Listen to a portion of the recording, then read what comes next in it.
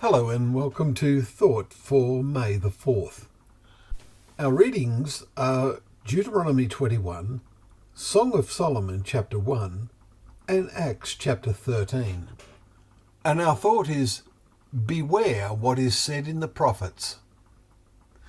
Our reading in Acts chapter 13 has many lessons about the actions of God and the reactions of men as the message of Jesus was spread.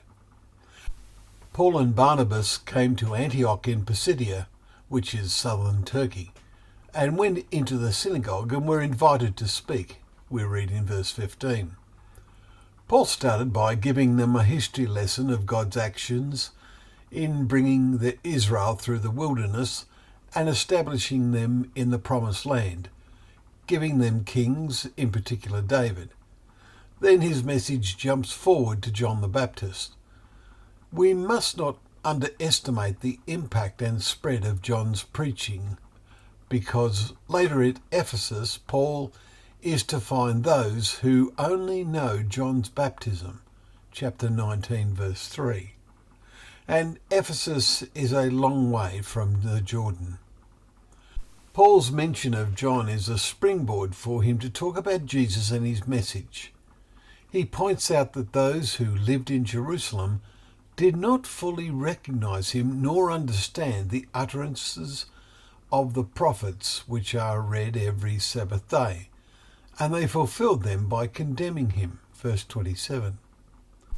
Paul knew that the same misunderstanding was going to happen in Antioch, as they became jealous of the non-Jews when they accepted the message that everyone who believes in Jesus is freed from everything from which you could not be freed by the law of Moses, verses 38 and 39. Then comes the punchline. Beware, therefore, lest what is said in the prophets should come about, verse 40. It came about in the punishment that came on Jerusalem, and the same can be said today. Punishment is coming. Paul quoted the words God inspired the prophet Habakkuk to write, "Look, you scoffers, be astounded and perish, for I am doing a work in your days, a work you will not believe, even if one tells it to you." Verse 41 and Habakkuk 1 verse 5. Today we have scoffers who deride the Bible, apparently learned men who scoff at the very thought that there is a God. One day, maybe soon, they will be astounded and perish.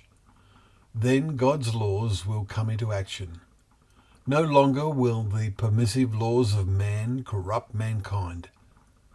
Let us prepare for that time by understanding the utterances of the prophets, including Jesus and Paul, and taking them to heart, showing that we have not done so by our words and actions. Well, it's been wonderful to have you here with us today as we open up the pages of God's Word, remembering that that Word is a lamp to our feet and a light to our path.